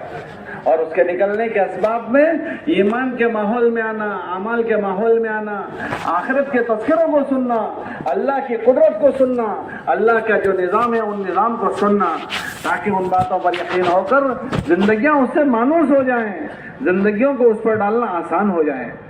اس لیے جماعتوں میں نکالا جاتا ہے. یہ اجتماعات میں 2-2 3-3 دن یہاں روک کر جوڑ کرتے ہیں, اور جوڑ میں یہ بات کرتے ہیں. انہی باتوں کے تذکرے 2-3 دن تک پلاتے ہیں, تاکہ آنے والا مجمع 3 دن تک اللہ کو, رسول کو, آخرت کو, موت کو, موت کے بعد کی زندگی کو یہ یہاں سنے. کیونکہ یہ سب حق ہے, یہ ساری چیزیں حق ہے. موت حق ہے, موت کے بعد کی زندگی حق ہے, جنت حق ہے, جہنم حق ہے, اللہ کے سامنے کھڑا ہونا حق ہے, اچھے اعمال کا بدلہ حق ہے, برے اعمال کا بدلہ حق ہے. یہ ساری باتوں کو اتنا سنیں کہ یہ چیزیں اس کی زندگی میں داخل ہو جائیں, اور ان ساری چیزوں کا خیال کرتے ہوئے جینے والا بنے. ہاں, اپنی جی چاہی سے نہ جیے, اپنی من چاہی سے نہ جیے, ان ساری چیزوں کا خیال کرتے ہوئے جینے والا بنے. اپنے اپنے مشغلوں میں ان سب چیزوں کا لحاظ کرتے ہوئے. ہاں, اللہ کے رسول کے زمانے کا چرواہا جنگل میں بکریاں چرا رہا ہے, لیکن اس دھیان کے ساتھ. ایک جانے والے نے ان سے پوچھا کہ بھائی ہمیں ضرورت ہے, ایک بکری چاہیے. تو چرواہا کہہ رہا ہے بکریاں میری نہیں ہے, میرے آقا کی ہے. تو پوچھنے والا کہنے لگا, ارے بھائی اس میں سے ایک بکری اگر تو مجھے دے دے گا تو کیا فرق پڑے گا, آقا سے کہہ دینا کہ بھیڑیا کھا گیا. تو جنگل میں چرانے والا بکریاں کا چرانے والا چرواہا وہ یہ کہہ رہا ہے کہ اگر میں نے آپ کو جواب دے دیا تو ہو سکتا ہے, لیکن اللہ کو کیا جواب دوں گا, اللہ کہاں چلے گئے ہیں, فَأَيْنَ اللَّهُ, اللہ کہاں چلا گیا. کیسی محنت ہوئی ہے کہ جنگل میں بکریوں کا چرانے والا چرواہا, اس کو اس کا دھیان ہے کہ اللہ ہے اور اللہ دیکھ رہے ہیں, اور اللہ ہمارے عمل پر ہمیں اس کا اچھا بدلہ بھی دیں گے, اور ہماری غلطیوں پر اس کی سزا ہمیں ملے گی. حضرت عمر رضی اللہ عنہ گشت کر رہے ہیں, ایک دروازے سے آواز آ رہی ہے, ماں بیٹی سے یہ کہہ رہی ہے کہ بیٹی دودھ میں پانی ملا لو. بیٹی کہہ رہی ہے کہ حضرت عمر نے منع کیا ہے. اماں کہہ رہی ہے کہ بیٹا عمر یہاں کہاں دیکھنے آئیں گے.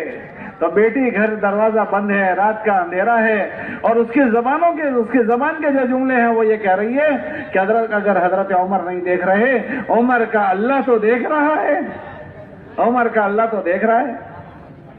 کہ یہ اس کا ایسا ماحول بنائیں کہ اندھیری رات میں بند دروازے میں آدمی کو اس کا استحضار ہے کہ اللہ دیکھ رہا ہے. ہم کسی جگہ پر جائیں وہاں لکھا ہوا ہو تم کیمرے کی نظر میں ہو, تو آدمی کتنا چوکنا ہوتا ہے, کوئی غلط بات نہیں کرتا ہے, کوئی غلط حرکت نہیں کرتا. اس مبارک محنت کے راستے سے یہ بات سمجھائی جا رہی ہے کہ تم ہر وقت اللہ کے کیمرے میں ہو, اللہ تمہیں ہر وقت دیکھ رہے ہیں, اللہ تمہیں سن رہے ہیں, اللہ تمہیں دیکھ رہے ہیں.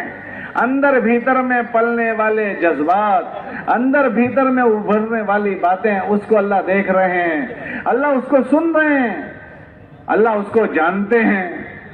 ہاں, یہ بات اس مبارک محنت کے راستے سے سمجھائی جا رہی ہے تاکہ زندگیاں دین والی بنے, زندگیاں اللہ کے ڈر والی بنے, اور زندگیاں اپنے اپنے مشغلوں میں آدمی اللہ کے امر کو جان کر ان مشغلوں میں جیسے جینا ہے ایسے جینے والا وہ بنے, کہ ان مشغلوں کی مشغولیوں میں اللہ کو ناراض نہ کرے, اس کی نمازیں نہ چھوٹے, اللہ کے حقوق کی پائمالی نہ ہو, اور ان چیزوں میں رہتے ہوئے اللہ کے بندوں کے حقوق کی پائمالی نہ ہو. ہاں, اللہ کے حقوق کی پائمالی یہ بھی خطرناک چیز ہے, اور اپنے ان مشغلوں میں اللہ کے بندوں کے حقوق تلفی یہ بھی خطرناک چیز ہے. ہاں, کہ آدمی کتنا بڑا بزرگ بن گیا اللہ کی عبادت کرتے کرتے, لیکن اس نے اللہ کے حقوق کے بندوں کے حقوق کے پائمالی کی, کہ یہ اس کی بڑی پکڑ کا ذریعہ ہے. کتابوں میں آتا ہے کل قیامت کے دن ایک آدمی اللہ کے دربار میں کھڑا ہوگا اور اتنی نیکیاں لے کر کھڑا ہوگا کہ اگر احد پہاڑ پر رکھی جائے تو احد پہاڑ دب جائے, اتنی زیادہ نیکیاں ہوگی. اس کے باوجود بھی اس کو جہنم میں ڈالا جائے گا. یا کیا ہوگا کہ اس نے اللہ کے بندوں کے حقوق کی پائمالی کی ہوگی کہ جب اس کے نیکیاں دیکھی جائے گی تو اتنی زیادہ اس کی نیکیاں ہیں، لیکن جب اس کے نیکیوں کے مقابلے میں دیکھا جائے گا تو لوگوں کے ساتھ اس نے غلط رویے اختیار کیے ہیں، لوگوں کے ساتھ غلط معاملے کیے ہیں. غلط معاملہ کرنے میں دو چیزیں ہیں، ایک غلط معاملہ کیا ہے اور ایک غلط معاشرت کی ہے کہ اپنا رہنا سہنا لوگوں کے ساتھ خراب کر دیا، امی کے ساتھ رہن سہن خراب کر دیا، ابا کے ساتھ رہن سہن خراب کر دیا، سگے بھائیوں کے ساتھ رہن سہن خراب کر دیا، سگی بہنوں کے ساتھ رہن سہن خراب کر دیا، پیٹ کے رشتہ داروں کے ساتھ رہن سہن خراب کر دیا، اور جو بھی اور لوگ ہیں ایمان والے یا غیر ایمان والے جن کے جو حقوق ہیں اس میں حق تلفیاں کی ہے. کتابوں میں آتا ہے کہ یہ حق تلفی جن کی جائے گی ان کا جواب دینا پڑے گا. ہاں، یہ رشتہ داری اللہ کے عرش کے نیچے ہوگی. وہ اللہ سے کہے گی کہ اللہ جس نے مجھے جوڑا تو اپنی رحمت سے اس کو جوڑ دے، اور جس نے مجھے کاٹ دیا اے اللہ تو اس کو اپنی رحمت سے کاٹ دے. کہ اتنی نیکیاں لے کر آیا ہے کہ بہت پہاڑ پر رکھ دی جائے تو وہ دب جائے، لیکن وہ اپنے آپ کو ان چیزوں سے بزرگ سمجھ رہا تھا کہ نمازیں اچھی ہو رہی ہے، اعمال سب اللہ کا فضل ہے، یہ اچھی چیز ہے، لیکن جیسے اللہ کے ساتھ کا تعلق اچھا کر رہا ہے ایسے عبادتیں بھی اچھی کر رہی ہیں. عبادت والا بھی بننا ہے، اچھی عبادت والا بننا ہے. ایسے لوگوں کے ساتھ اس دنیا میں اللہ نے ہم کو پیدا کیا ہے تو لوگوں کے ساتھ ان کے حقوق کو سمجھتے ہوئے اچھا جینا سیکھنا ہے. ہاں، یہ جو فضائل کی کتابیں ہیں اس میں یہ چیزیں لکھی گئی ہے، امی کا کیا حق ہے، ابا کا کیا حق ہے، بھائی بہنوں کا کیا حق ہے. ہاں، اگر اس کی حق تلفی کی گئی تو اس کی کیا سزائیں ہوگی. کتابوں میں آتا ہے اللہ فرماتے ہیں ہم اس وقت تک بندوں سے راضی نہیں ہوں گے جب تک کہ ان سے ان کے ماں باپ راضی نہ ہو جائیں. کہ اللہ کی رضامندی ماں باپ کی رضامندی میں چھپی ہوئی ہے کہ اس پر موقوف ہے رضا رب فی رضا الوالدین، کہ اللہ اس وقت تک بندوں سے راضی نہیں ہوں گے جب تک کہ بندے اپنے ماں باپ کو راضی نہ کریں. ماں باپ کی رضامندی کتابوں میں آتا ہے کہ ماں باپ کو ناراض کرنا اتنا بڑا گناہ ہے کہ بعض مرتبہ اس کی نحوست سے آدمی کو موت کے وقت کلمے سے محرومی ہو جاتی ہے. ہمارے نبی علیہ السلام کے زمانے میں ایک آدمی کا انتقال ہوا، لوگوں نے فرمایا کیا بات کہ اس کو کلمہ نہیں پڑھا جاتا. پوچھا کیا بات ہے تو فرمایا ان کی ماں ان سے ناراض ہے. جب ان سے ماں سے ملاقات ہوئی پوچھا کہ اماں جی آپ کو اس بیٹے سے کیا تکلیف ہے تو اماں جی نے فرمایا کہ میرا بیٹے کی بزرگی میں مجھے کوئی شک نہیں، میرا بیٹا رات کا تہجد گزار ہے اور دن کا روزہ رکھنے والا ہے، اتنا نیک ہے، اتنا بڑا بزرگ ہے، پھر آپ کو اس سے کیا تکلیف ہے تو فرمایا کہ اس کی زبان کے سختی سے میرا دل ٹوٹ گیا ہے کہ زبان تیز استعمال کر رہا ہے. اسی لیے کہتے ہیں کہ اپنی زبان اس ماں کے سامنے استعمال نہ کرو، اس باپ کے سامنے استعمال نہ کرو، اس کے سامنے نہ چلاؤ جس نے بولنا سکھایا ہے. جس نے بولنا سکھایا وہ ماں باپ ہماری زبان کے زخموں سے آج زخمی ہو چکی ہے. ہمارے پاس زبان زخم کر دیتی ہے کہ کلمہ نہیں پڑھا جا رہا. اتنا بزرگ ہے کہ رات کا تہجد گزار ہے اور دن میں روزہ رکھتا ہے، لیکن ماں باپ ناراض ہیں، ماں ناراض ہے، کلمہ نہیں پڑھا جا رہا.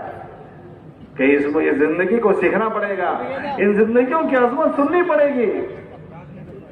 ماں ہے، باپ ہے، خالہ ہے، ماموں ہے، چچا ہے، یہ سب رشتہ دار ہیں، یہ صلۃ الرحم میں آتے ہیں.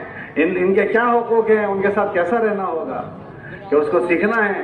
معمولی دنیا کے چند پیسوں کی وجہ سے ہم نے ان کے رشتوں کو زخمی کر دیا ہے.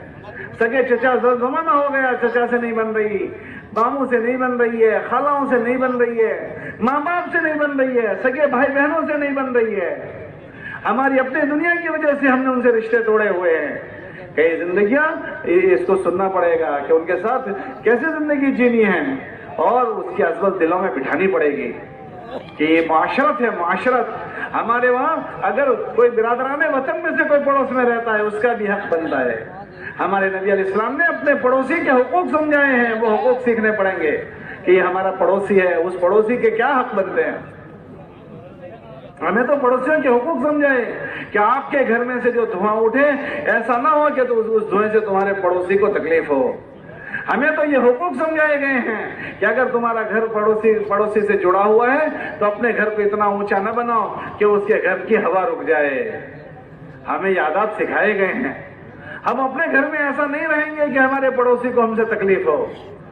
حضرت ابو ہریرہ اپنے گھر والوں سے فرماتے تھے رضی اللہ عنہ وارضا کہ سالن میں پانی زیادہ ڈالو اور اپنے پڑوسی کو بھیجو چاہے یہودی ہو. یہ بات سمجھائی جاتی تھی.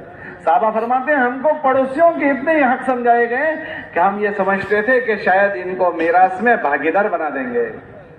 ہاں ہمارے یہاں جانوروں کے حقوق ہے, جانوروں کے.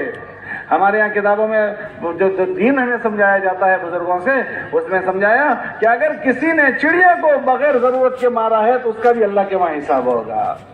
ایک چڑیا کو اگر کسی نے مارا ہے تو اس کا بھی اللہ کے وہاں حساب ہوگا. ہمیں تو یہ دین سکھایا گیا ہے. کچھ لوگ اونٹ پر بیٹھے بیٹھے باتیں کر رہے تھے تو حضور نے فرمایا ان بے بول جانوروں کو کہ جو بول نہیں پاتے ہیں ان کو کرسیاں نہ بناؤ, اس پر بیٹھے بیٹھے باتیں نہ کرو, نیچے اتر جاؤ. کہ اس کو اللہ نے ضرورت پوری کرنے کے لیے بنایا ہے. آدمی اس پر بیٹھے بیٹھے باتیں کر رہا ہے. ہاں جانوروں کے حقوق سمجھائیں. حضور ایک باغیچے میں پہنچ گئے تو دیکھا ہے کہ ایک اونٹ چلانے لگا. حضور تشریف لے گئے, اس کے کان کے نیچے یوں ہاتھ پھرایا تو وہ رونے لگا اور شکایت کرنے لگا. حضور علیہ السلام نے فرمایا اس اونٹنی کا مالک کون ہے؟ کہا جی فلاں ہے. تو بلا کر کہا یہ اونٹنی تمہارے معاملے میں شکایت کر رہی ہے کہ مجھ سے کام زیادہ لیتا ہے اور مجھے کھانا نہیں دیتا ہے. تو حضور نے فرمایا کہ ہم پر تو ان جانوروں کے بھی حقوق ہیں تو پھر انسانوں کے. یہ ساری چیزیں سمجھنی ہیں اور ان چیزوں کو سمجھنا اور اس کا پابند بننا ہے. اس کو ادا کرنے والا مزاج بنانا ہے, اس کو ادا کرنے والی طبیعتیں بنانی ہیں. اس کو سننا بھی ہے, سمجھنا بھی ہے, اس کا عادی بھی بننا ہے. ہاں اس کا عادی بننا ہے. اللہ کے راستے میں نکل کر 10 آدمیوں کے ساتھ 15 آدمیوں کے ساتھ جانا ہوتا ہے تو مختلف طبقوں کے ساتھ رہتے رہتے سب کے ساتھ اچھا رہنا سہنا سیکھنا ہوتا ہے. اسی لیے جب جماعتیں جاتی ہے روانگی کی بات میں سمجھاتے ہیں ساتھیوں کے کیا حقوق ہیں, بستی والوں کے کیا حقوق ہیں, جماعت میں بڑی عمر کے ہیں ان کے کیا حقوق ہیں, جماعت کے چھوٹی عمر کے ہیں ان کے کیا حقوق ہیں. ایک آدمی 4 مہینے میں یہ ساری چیزیں سن کر ان چیزوں کی عظمت بھی اس کے دل کے اندر آ جائے اور سارے طبقوں کے ساتھ کیسے رہنا وہ رہن سہن بھی اس کو آ جائے. یہ خالی چلت پھرت نہیں ہے, یہ دین اور دین کی محنت کو سیکھنا, یہ ساری چیزوں کو اس کے اندر سکھایا جاتا ہے. ہاں یہ ہماری ضرورت کی چیز ہے, یہ ہم سب کے ضرورت کی چیز ہے. یہ معاشرت کو سیکھنا ہے, معاملات کو سیکھنا ہے, حلال کیا ہے حرام کیا ہے یہ سیکھنا پڑے گا. ورنہ کتابوں میں آتا ہے کہ اگر ایک بالش کسی کی زمین ہمارے پاس آ گئی ناحق کی تو کل قیامت کے دن جہنم کا توق بنا کر گلے میں پہنایا جائے گا. جس کی زمین ہمارے پاس آئی ہے اس کو اللہ گولا بنائیں گے اور جہنم کے تہہ میں ہوگا. وہ حق والے آئیں گے کہ جاؤ اس نے ہماری زمین دبا لی تھی, تو وہ دیکھے گا کہ زمین جہنم میں پڑی ہے, اس کو حکم ہوگا نکال لاؤ اور اس کو دے دو. وہ اٹھا کر لائے گا اور اوپر لائے گا, پھر وہ ہاتھ سے چھوٹے کے نیچے جائے گی, پھر وہ لینے جائے گا, یہی سزا میں مبتلا رہے گا. کیا ہوئی ہے کہ یہ زمین کو کھانے والا آدمی ہے. اگر پیٹ میں غلط نوالا جا رہا ہے, حرام کے پیسے جا رہے ہیں, کمائی کے نقشے حرام ہیں, تو کیا ہوگا؟ کتابوں میں آتا ہے کہ جس کا پیٹ حرام مال سے پلا ہو اس کے لیے اللہ نے جہنم کے انگارے بنائے ہیں.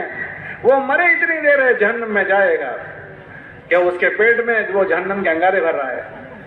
ہاں حضور علیہ السلام معراج پر تشریف لے گئے, دیکھا کہ ایک جنت کی بھی زیارت ہوئی جہنم کی بھی, تو دیکھا کہ کچھ لوگ ہیں ان کے پیٹ ایسے بڑے بڑے مٹکوں کی طرح ہے اور اس میں سانپ ہے, سانپ. پوچھا کیا بات ہے یہ؟ کہ یہ وہ لوگ ہیں جو دنیا میں سود کھاتے تھے, سود کھانے والے لوگ ہیں کہ ان کے پیٹ میں آگ ہے, ان کے پیٹ میں سانپ اور بچھو ہے. ہاں یہ سخت وعید ہمیں سمجھائی گئی ہے. کیوں؟ تاکہ ہم ان غلط چیزوں سے بچ کر صحیح رخ پر آ جائیں. کہ اس کی طبیعت بنانی پڑے گی, یہ چیزیں سیکھنی پڑے گی کہ کیا ہے, کہاں سے کمانا ہے, کہاں خرچ کرنا ہے. ہم خرچ کرنا بھی سیکھیں گے, ہم کمانا بھی سیکھیں گے کہ کمانے کے راستے میں بھی ہم پابند ہیں اور خرچ کرنے کے راستے میں بھی ہم پابند ہیں. ہم کہیں سے بھی نہیں لے لیں گے, ہم لینے کے راستوں سے لیں گے اور ہم ہر جگہ خرچ نہیں کریں گے. جہاں خرچ کرنا ہے وہیں خرچ کریں گے. ہمیں حقوق سمجھائے ہیں کہ ماں باپ کے اپنی ضروریات میں کتنا لگائیں گے.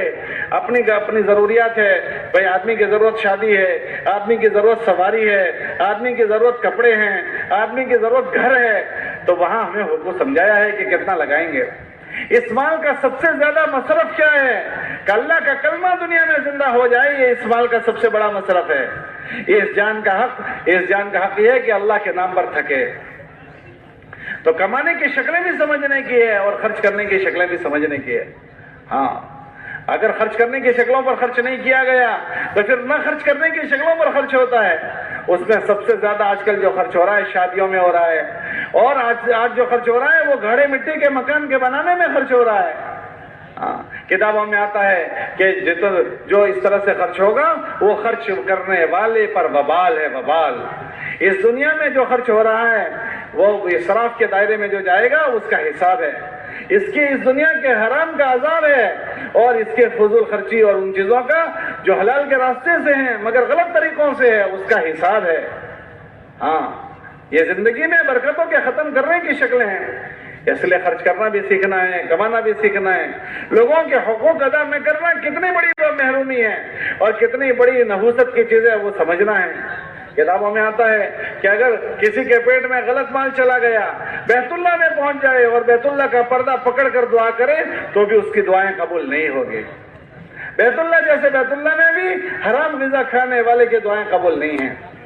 ہاں، اس مبارک محنت میں ان چیزوں کو گھنٹوں بھر سننا ہے اور پھر اس کی روزانہ مشق کرنی ہے، نمازوں کا پابند بننے کی، قرآن کی تلاوت کرنے کی، صبح شام کی تسبیحات کو پڑھنے کی، اللہ کے سامنے دعائیں مانگنے کی، ہاں، اچھا جینے کی، لوگوں کے ساتھ اچھا ویوہار کرنے کی، اچھا برتاؤ کرنے کی، ان ساری چیزوں کو سننا بھی ہے اور ان ساری چیزوں کو سنتے ہوئے ان ساری چیزوں کا پابند بننا سیکھنا ہے۔ یہ اجتماعات اور یہ سارے جوڑ اسی لیے ہیں، ورنہ دیکھو ابھی ہم نے نہیں سیکھا۔ اگر مجھے، یہ تو ابھی ٹھنڈی کا زمانہ ہے، اگر پنکھے کے گرمی کا زمانہ ہو اور پنکھے کے نیچے میری جگہ ہو گئی ہو، میں نے ایک معذور آدمی کو دیکھا، بیچارے کو سخت پنکھے کی ضرورت ہے، کیا میرا دل چاہتا ہے کہ میں پنکھے کے نیچے کی جگہ اس کو دے دوں؟ اگر میری پنکھے کے نیچے جگہ ہو اور وہ ضرورت مند مسلمان اگر میرا بستر ہٹا کر اپنا بچھا لے، کیا میرا دل اتنا تیار ہو چکا ہے کہ میں اس پر راضی ہو جاؤں اور اس کو کہوں چچا چلو اچھا ہوا آپ نے میری والی جگہ استعمال کر لی، مجھے خوشی ہوئی، اللہ آپ کو جزائے خیر دے، آپ نے مجھے آخرت بنانے کا موقع دیا۔ ایک بستر کی جگہ ابھی تو ہمارے جگہ میں ایک بستر کی جگہ دینے کی استعداد ہمارے اندر پیدا نہیں ہوئی، ابھی کھانے کی لائن لگے گی تو ہم دیکھیں کہ کیا کوئی ہم سے آگے آ جائے کھانے میں، ہم برداشت کرتے ہیں؟ بھائی کھانا سبھی کو ملنا ہے، لیکن لائن میں ہر آدمی غور کریں میرا کیا جذبہ ہے، میں میرے بھائی سے پہلے کھاؤں یا میں پہلے کھاؤں؟ اس لیے میں لائن لگی ہوئی تھی، ہر آدمی غور کرے کیا کسی کا ایسا جذبہ ہے کہ بھائی وہ زیادہ ضرورت مند ہے اس کو میں مقدم کر دوں، مجھے ابھی ضرورت کا تقاضا میں برداشت کر سکتا ہوں۔ یہ ابھی تو یہ چھوٹی چھوٹی چیزیں بھی ہمارے اندر پیدا نہیں ہوئی ہیں۔ ہاں، کھانے کی لائنوں میں دھکے ہیں، استنجے کی لائن میں دھکے ہیں، وضو میں دھکے ہو رہے ہیں، بستر بچھانے میں، ہر چیز میں، کہ ابھی ہمارے یہ جذبے نہیں بنے ہیں۔ ہاں، اللہ کے نبی علیہ السلام کی محنت کے راستے سے ایسے جذبے بنے کہ جب مہاجرین ہجرت کر کے مکے سے مدینہ منورہ آئے ہیں تو انہوں نے یہ فرمایا کہ میری 2 بیویاں ہیں، ان میں سے جو آپ پسند کریں، کیونکہ مہاجرین جو ہیں ان کو مکے میں کوئی نہیں جانتا تھا، وہ اجنبی لوگ تھے، اب وہ اپنے ساری چیزوں کو چھوڑ کر آئے ہیں، اب ان کو گھر کی ضرورت ہے، بیوی کی ضرورت ہے، کاروبار کی ضرورت ہے۔ صحابہ فرماتے ہیں کہ ایک کہہ رہے ہیں کہ میری 2 بیویاں ہیں، ان میں سے جو آپ پسند کرو اس کو میں طلاق دے دوں، وہ عدت پوری کر لیں، آپ اس کے ساتھ نکاح کر لیں، میرا یہ مال ہے اس میں آپ جو آدھا آپ لے لیں، یہ میری فلاں میرا مکان ہے اس میں آپ رہ لیں۔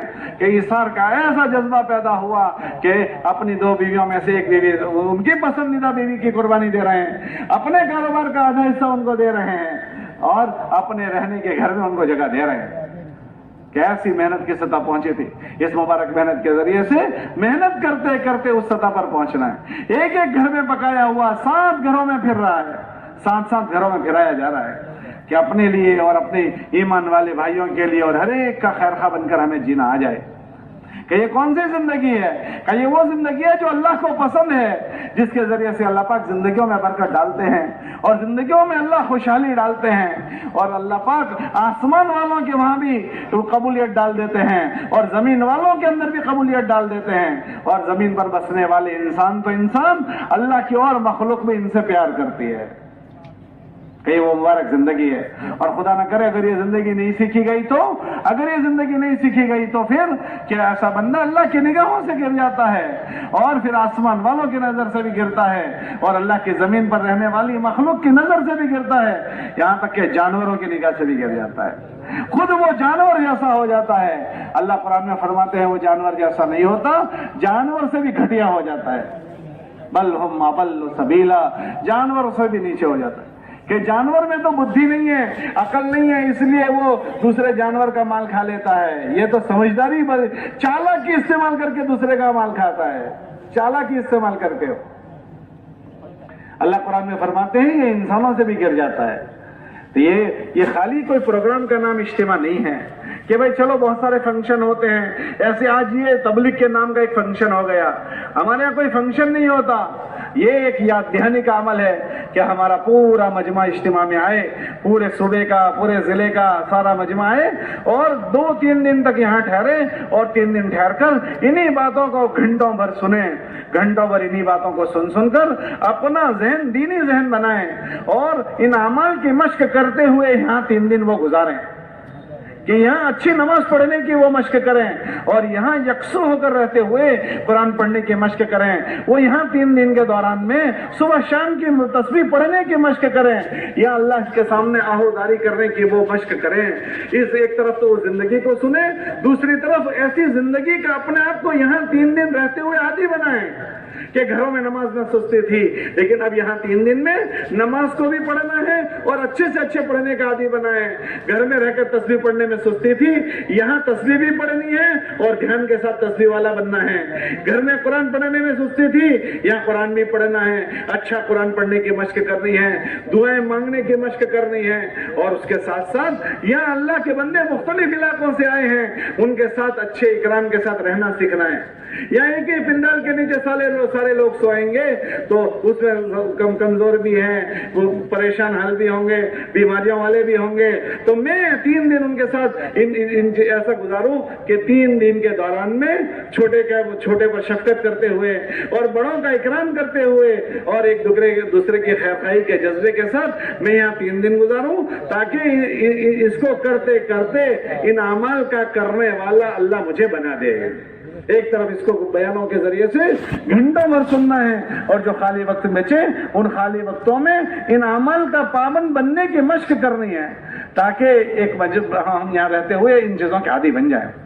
اور اس کے ساتھ ساتھ اللہ کے نبی علیہ الصلوۃ والسلام کی جو امت آئے گی ان کو یہی سبق سکھا کر ہمیں بھیجنا ہے. اتنا یہ سکھانا ہے کہ آنے والا مجمع یہاں سے یہ چیزیں لے کر جائے اپنے گھروں میں, یہ چیزیں لے کر جائیں اپنے محلوں کے فکروں کے ساتھ, کیونکہ جیسے یہ ہماری ضرورت کی چیز ہے, ہر ایمان والے کے گھر کی یہ ضرورت کی چیز ہے, ہر ایمان والے کے محلے کی ضرورت کی چیز ہے.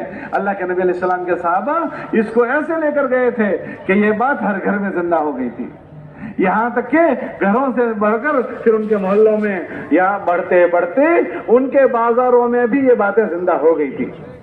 حضرت علی رضی اللہ عنہ کا مشہور مقولہ ہے, وہ یہ فرماتے تھے کہ ہمارے بازار ایسے ہو گئے تھے جیسے ہماری مسجدیں, سوق المسلمین کمصلاہم, کہ ہماری تو مسجدیں, ہمارے بازار ایسے ہو گئے تھے جیسے ہماری مسجد ہے. اس کے لیے ہمیں ان فکروں کو لے کر جانا ہے, دین بھی سننا ہے, دین کی محنت بھی سننا ہے. اس کے لیے اپنی ذات سے ان عمل کو کرتے ہوئے جو نیا مجمع یہاں آ رہا ہے اس مجمع کو یہی فکریں دینے کی ہم مشق کریں. ماشاءاللہ آپ خوش قسمت لوگ ہو کہ اس اجتماع کے پہلی مجلس سے آپ لوگ شریک ہوئے ہو, آپ سابقین میں ہو, آپ خوش قسمت ہو. اللہ نے آپ کو اس کی توفیق دی ہے کہ آپ ماشاءاللہ اب اجتماع کی آواز سب کے کانوں پر پڑی ہے, لیکن آپ ماشاءاللہ سب سے پہلے پہل کرنے والے لوگ ہو کہ آپ نے سارے مشغلوں کو چھوڑ کر اجتماع کی پہلی مجلس سے شریک ہوئے ہو. یہ آپ کی سعادت کی چیز ہے, اللہ اس کو آپ کو بدلا دے گا. اب بعد میں آنے والا مجمع وہ آپ کو دیکھ کر رہے گا. جیسے نماز کی پہلی صف اگر ٹھیک ہے اس کے بعد کی صفیں ماشاءاللہ ٹھیک ہوتی چلی جاتی ہے. اگر جیسے پہلی صف ہوگی اس کے اثرات بعد کی صفوں پر پڑتے ہیں. ایسے آپ حضرات ماشاءاللہ اجتماع میں پہلے آئے ہو تو آپ حضرات جیسا ماحول بناؤ گے پورے اجتماع کا وہی ماحول بنے گا. جو چیزیں آپ زندہ کرو گے آنے والوں پر وہی چیز کے اثرات پڑیں گے. اس لیے آپ حضرات کو 2 چیزوں کی یہاں ماحول بنانا ہے. ایک اس اجتماع میں اعمال کا ماحول بنانا ہے، اعمال کا، کہ جو نمازیں ہیں کہ ہمارا یہ پورا کا پورا مجمع اذان کے ساتھ تیار ہو کر یا پنڈال میں آ جائیں، ادھر ادھر کہیں باہر نہ کھڑے رہیں، تاکہ اچھے سے اچھی نماز کا ماحول زندہ ہو جائے۔ اپنی ذات سے اعمال کا ماحول بنائیں کہ یہ مجمع اتنا بڑا مجمع یہاں تلاوت کا ماحول بنائے، یہ مجمع یہاں تسبیح کا ماحول بنائے، یہ مجمع رات کو اٹھنے کا ماحول بنائے، یہ مجمع یہاں اللہ کے سامنے آہوداری کا ماحول بنائے۔ جب یہ مجمع اس کا ماحول بنائے گا تو کل تک جتنا مجمع آئے گا وہ اس ماحول سے متاثر ہوگا، اور متاثر ہو کر انشاءاللہ وہ اس مجمع میں بھی وہ اعمال منتقل ہوں گے۔ ایک تو اپنے ماحول عبادات کا بنانا ہے، دوسرا مجلسوں میں اچھے شریک ہونے کا ماحول بنانا ہے کہ کل تک ماشاءاللہ مختلف مجلسیں ہوگی تو آپ حضرات پہلے سے جوڑنا نہ پڑے۔ اجتماع میں اسی لیے آئے ہیں تاکہ اللہ رسول کی بات سنیں، ذمہ داری کی بات سنیں، اپنے سے متعلق جو کام ہے اس کی بات سنیں، تو تخت سے قریب ہو کر پہلے سے ہم بیٹھیں، دھیان توجہ کے ساتھ ہم بات سنیں، اور اخیر تک، مجلس کے اخیر تک ہم بیٹھیں، جب تشکیل پوری ہو تب تک ہم بیٹھے رہیں۔ آپ مجمع میں بیٹھنے کا ماحول بناؤ گے تو انشاءاللہ آنے والا مجمع بھی یہاں اجتماع کی ساری مجلسوں میں بیٹھنے کا ماحول بنائے گا۔ اس لیے آپ حضرات کو اللہ نے منتخب کیا، پہلے سے پہنچایا ہے، تو آپ نیت کرو کہ انشاءاللہ ہم اس کا ضرور ماحول بنائیں گے۔ بناؤ گے انشاءاللہ؟ کون کون نیت کرتے ہیں کہ ساری مجلسوں میں اول سے آخر تک پہلے سے بیٹھیں گے تاکہ آنے والا مجمع اسی ماحول میں رچ بس جائے؟ تیسری چیز آپ کو جو ماحول میں بنانی ہے وہ یہ کہ بیان تو یہاں 1 گھنٹہ ہوگا، جیسے ابھی بیعت ختم ہو جائے گی پھر عصر تک مجمع فارغ رہتا ہے، تو اس وقت تک ہم کیا کریں گے؟ کہ دیکھو اجتماع جو ہے وہ خالی اس ممبر والوں کا اجتماع نہیں ہے، یا اجتماع جو ہے اس کرسی پر بیان کرنے والوں کا نہیں ہے، ہم سب کا یہ اجتماع ہے۔ ہم سب، جیسے شادی ہوتی ہے تو گھر کے جتنے ممبر ہوتے ہیں وہ سارے یہ سمجھتے ہیں کہ شادی ہماری ہے، اور گھر کے جتنے ممبر ہوتے ہیں وہ سارے کے سارے ممبر جتنے آنے والے ہوتے ہیں ان سب کی خدمت میں لگ جاتے ہیں، مہمانی میں اور میزبانی میں لگ جاتے ہیں۔ اسی طرح آپ آنے والے یہ سارے کے سارے میزبان ہو، آنے والے مہمانوں کا ہم سب ان کو راحت پہنچانے کی فکر کریں، قیام میں بھی، کھانے میں بھی، استنجا وغیرہ میں بھی، ان سب میں، اور ان کے ذریعے سے، اس اکرام کے ذریعے سے ان کا دل نرم ہوگا، پھر ہم اپنا کام کریں گے۔ وہ کیا کام کریں گے ہم؟ کہ ماشاءاللہ بیان میں ان کو جوڑیں گے، مجمع میں ان کو جوڑیں گے، اور اس کے بعد جب بیان ختم ہو جائے تو بیان کے ختم ہونے کے بعد جو موقع ملے تو اس بیان کے ختم ہونے کے بعد ہم گپے شپے میں اپنا وقت نہیں گزاریں گے۔ آپ دیکھو مختلف ضلعوں کے لوگ یہاں پہنچے ہیں اور ایک دن میں یہ نہیں پہنچ جاتے۔ ایک اجتماع جب طے ہوتا ہے تو اس کی تاریخ مہینوں پہلے طے ہوتی ہے، اور بستیوں والے چلتے ہیں، پھرتے ہیں، گشتیں کرتے ہیں، ملاقاتیں کرتے ہیں، گھر گھر جاتے ہیں، تو ایک مجمع آتا ہے، علاقوں کی جماعتیں آتی ہے، وہ جماعتیں پھرتی ہے، اور وہ جماعتیں اللہ کے سامنے راتوں کو روتی ہے اور گھروں پر گشت کرتی ہے، ہوتے ہوتے ہوتے مجمع آتا ہے۔ آپ حضرات تو ماشاءاللہ اکثر مسجد جماعت کے ساتھی، خدمت کے ساتھی، زون کے ساتھی سب یہاں آئے ہوئے ہیں۔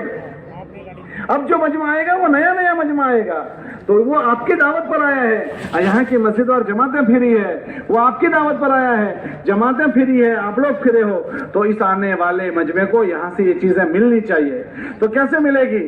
تو ایک تو یہ بیانات میں شریک ہوں، تو بیانات کے ذریعے سے ایک تو ان کو ملے گا، دوسرا جب بیانات ختم ہو جائے اس کے بعد آپ حضرات انہی باتوں کو آپس میں تشکیل کا ماحول بناؤ۔ جو لوگ نئے آئے ان سے اختلاط کرو، ان کو لے کر بیٹھو، ان کی خیر خیریت پوچھو۔ عجیب عجیب دیہاتوں کے لوگ ہوں گے، اور خصوصاً یہ ہمارا جو علاقہ ہے نا، یہ ہریانہ کا، یہ تو بہت ہی آپ خوب جانتے ہیں 47 میں سب سے زیادہ جو حالات آئے وہ ان علاقوں میں آئے تھے، کہ تو ان علاقے والوں پر ہماری جان لگے، مال لگے۔ یہ 2-3 دن کے سارے کھیل ہے، یہ تو 2-3 دن میں ہم اپنی کمائی کر لیں کہ ان دیہات والوں سے جم کر اختلاط ہو، بیان میں وہ بیٹھے ہوں تو ان کے بغل میں ہم بیٹھیں، جب بیان ختم ہو جائے تو اس کے بعد اچھا موقع ملتا ہے ہم ان سے انہی باتوں کو دہرائیں، ذمہ داری والی زندگی کو، ذمہ داری والی باتوں کو آپس میں دہرانا۔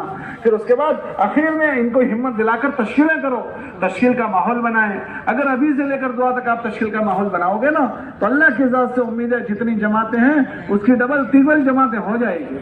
یہاں لوگ آتے ہیں اپنے اپنے مشغلوں کو چھوڑ کر آتے ہیں, اپنے گھروں میں وہ نا کے ماحول میں ہوتے ہیں.